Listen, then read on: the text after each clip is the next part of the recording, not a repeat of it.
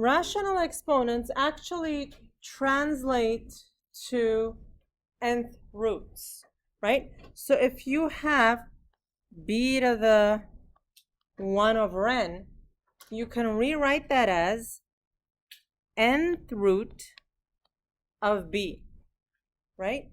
So in the rational exponent, the denominator of the exponent becomes the index.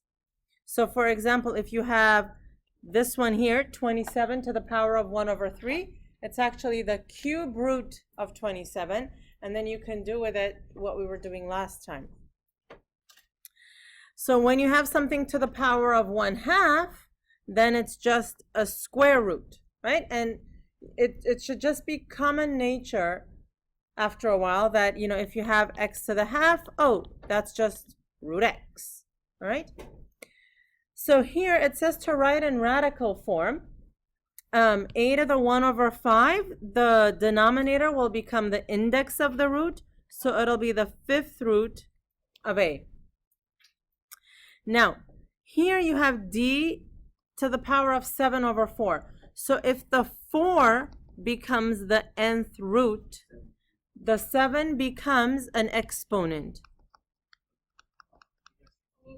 So you can write it as d to the 7. It's exactly backwards. So here, to write an exponential form, we have 8th root of c, right? So it'll be c to the what? 1 over 8. Exactly like Rebecca said, right? Before, whatever the exponent here was, it's c to the 1. We would divide by the index, 1 over 8. Now we're just rewinding. So here, c to the negative 5 over 3, but,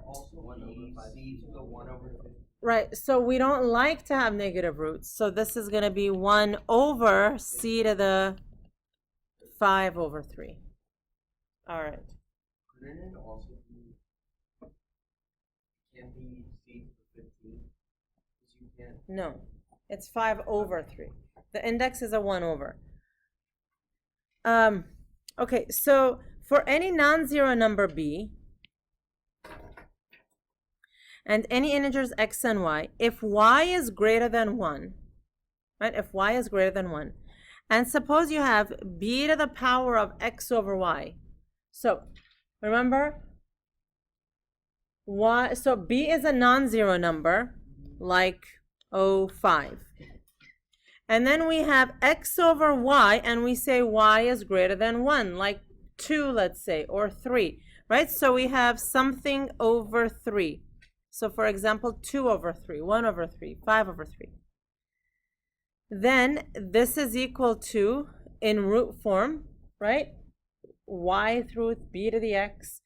You can also write it as the exponent on the very outer edge of the root, right? So I can either write this as cube root of 5 squared inside, or cube root of 5 and the whole thing squared. Okay, those two are equivalent to each other. All right, so let's evaluate these. First and foremost, we have 49 to the power of negative half. So first you want to get rid of that negative exponent. So this will be 1 over 49 to the power of 1/2. And that's 1 over the square root of 49, which is 1 over 7. All right, now, the amount of intermediate steps, right, that's up to you. But you have to show me something to justify where your answer came from, right? Yes? You can't just, I mean, I tried to do it and I did negative root 49. It's like the negative. Negative root 49. Okay, so the negative in the exponent does not become a negative coefficient. Never. It never makes the number negative. Yeah. Okay, so we have 32 to the power of 2 over 5. This is going to be the 5th root of 32. Now, rather than putting the square inside, then I'm going to have 32 squared. That's just a big number. I just put it outside. So now, 5th root of 32 is 2 squared. That gives me 4. Now, what if you can't figure out the 5th root of 32 is 2 right off the top of your head? Well, then we do the factor tree, right? 2 and 16 and 4 and 4, and that's 2 and 2.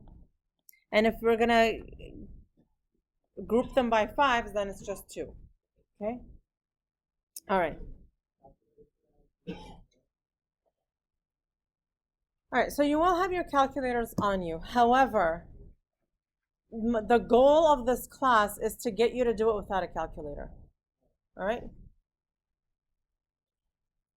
Okay, now, when we have algebraic expressions, we can use all of the operations that we've learned. So for example, if you have a common base and you're multiplying the powers, what do you do to the exponents? You add the exponents. So this is going to be y to the power of 5 over 7. And this is 7th root of y to the 5. Now, can we simplify that any further? No. So, if you can't simplify it further, I would just leave it in this form right there. Okay? So as long as, if you have a proper fraction,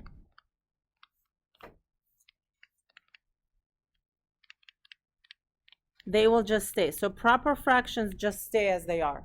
If you had an improper fraction like 7 over 5, 12 over 7, then you've got to simplify.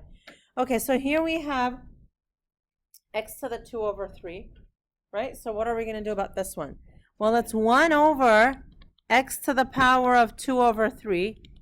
And that's no good because that means we have a root in the denominator. So let's see. So look, there are several ways of doing this one. Okay? Now, one thing is, what can I multiply this by? So look. 1x. I want to multiply this by something so that I get x to the power of 1. So I want to multiply by x to the power of what? We'll give you x to the power of 1, huh? 1 over 3. So basically, look, I want the exponents to add up to 1, right? If I have 2 over 3, well, plus what would be 3 over 3? 1 over 3. Now, whatever I do to the numerator or denominator, I got to do to the numerator. So it's x to the 1 over 3. So this is x to the 1 over 3 over just what? X. Okay? And this is the simplest way of doing these. Okay, now, when you have one like this, we try to simplify. Okay? All right, so this is 16 to the power of 1 over 6. Is that right? And this is 2 to the power of 1 over 3. But what's 16 really? 2 to the what? 2 to the 4, right? So now I have 2 to the 4 to the power of 1 over 6. So in the numerator, I have 2 to the what? 2 over 3. And here I have 2 to the 1 over 3. Now, if I'm dividing powers, do I subtract the exponents? Yes. So it's 2 to the 2 over 3 minus 1 over 3. 2 to the 1 over 3. Yeah. Huh?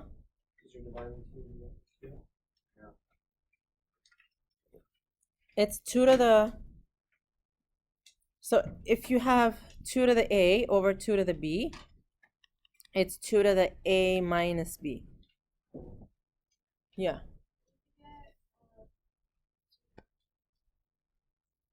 Now we have the 4. So let's simplify. Always try to simplify the numbers inside to their most basic elements. So in the case of the 4, the most basic base of that would be what? 2. So here I have 2 squared x to the 4, and all of this to the power of 1 over 6. Is that okay for me to do? Now I distribute, so it's 2 to the power of, so I give a 1 over 6 to everybody. 2 over 6 and x to the power of 4 over 6. Yes? So this is 2 to the power of 1/3 and x to the power of 2/3. Okay? Now, here's what I could do. So it's good practice if the problem is given to you in radical form to leave it in radical form as the final answer. So what is the first one here? It's cube root of 2, and the second one is cube root of x squared. Now, since they're both cube roots, can I just combine them? Yeah. Now, if you can go from this step, second to the last step, directly to the last step, go for it. Okay? If not a big deal. So how do we know whether? So here, this is like having square root of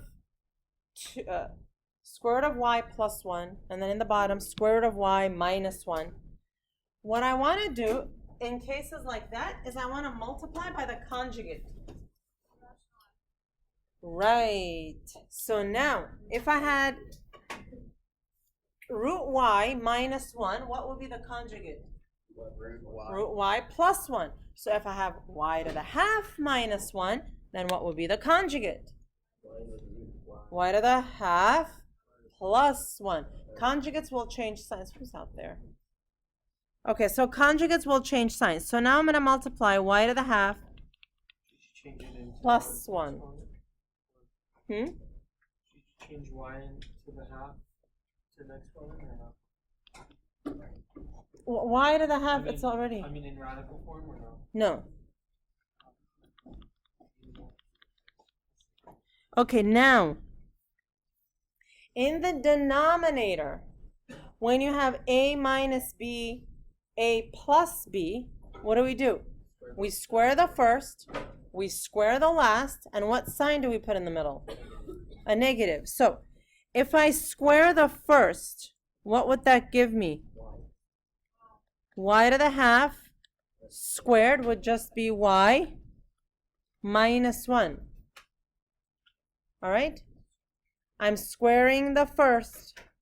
Now, the numerator needs to be multiplied, so distributive property. All right, so let's do the y to the half to y to the half. That's y to the 1.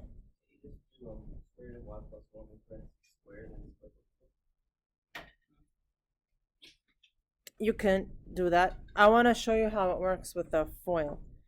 Okay, so then it's plus y to the half times 1 plus now 1 times y to the half plus 1. So what do I have in the numerator then? I have y plus 2y to the half plus 1 over y minus 1. All right? That's how we leave our answers. All right, so what we have here is two expressions that are being multiplied by each other. So we're going to reduce as best as we can. All right, so the ones with the common bases are the b's, right? So we're going to do b to the power of, and what are we going to do to the exponents? Subtract them. And times c, 1 minus 1 over 2. So then I have b to the power of 3 minus a third, 8 over 3, times c to the 1/2. Okay, so what do I do then with that improper fraction? I cannot have an improper fraction as a decimal, as an exponent. Huh? Well, we're gonna remember what we were doing before when we were dividing the exponents. I'm sorry, when we were, so remember what we had before. If we had like 3 cube root of b to the 8, what were we doing? 8 divided by 3 and then doing the remainder business, right? So that's what we're gonna do here, doing the remainder business. So what's 8 over 3? Right, so 8 over 3 is 2, remainder 2. So this is going to turn into b squared times b to the what? 2 over 3. Okay? And then c is good enough. So c to the half. Okay.